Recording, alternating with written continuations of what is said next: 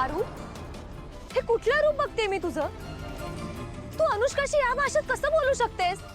पारू अनुष्का किर्लोस्करांची होणारी सून आहे, तू तिचा अपमान करतेस? प्रिया, जाऊ दे ना, तिच्या बोलण्याने काय होणार आहे? कसं ना, ती थोडीशी पॉझिटिव्ह आहे आदित्यबद्दल, त्यामुळे. पॉझिटिव्ह पॉझिटिव्ह म्हणजे काय पारू? बोल ना, पॉझिटिव्ह म्हणजे काय? पारू, तू आदित्य दादांची फक्त एक मैत्रीण आहेस आणि अनुष्का अनुष्का त्यांची होणारी बायको आहे आणि ह्या दोन वेगवेगळ्या गोष्टी आहेत, कळतंय का तुला? अगं मी सुद्धा तिच्याशी बोलताना 100 वेळा विचार करते की माझ्या एखाद्या शब्दाने तिचं मन दुखावलं जाऊ नये, कारण तिचा या घरात मान माझ्यापेक्षा मोठा आहे. आणि तू तू तिच्याशी या भाषेत बोलते, तिचा अपमान करतेस. आणि काय बोललीस ग तू तिला?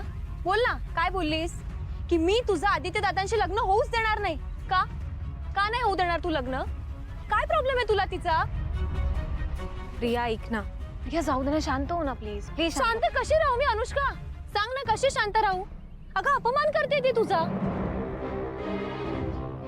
पारू, पारू तू चुकलीयस. तू अनुष्काचा रिस्पेक्ट केलाच पाहिजे. प्रिया मॅडम, हे बघा, तुम्ही समजताय ना, तसं खरंच काय बी नाही. या अनुष्का मॅडम, मी वेगळंच चित्र दाखवते तुमच्या समोर. हे दिसते ना, तसं सरळ साधं नाही. वेगळं चित्र? काय काय वेगळं चित्र?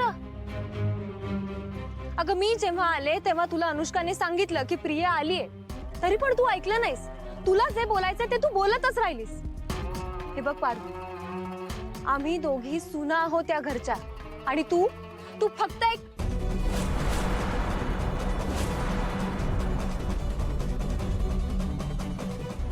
नाही नाही, तू ती पारू नाहीयेस जिने माझं आणि प्रीतमचं लग्न लावून दिलं.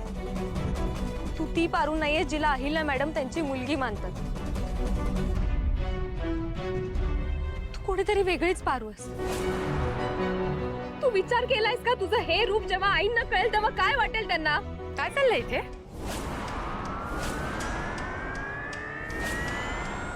मॅम,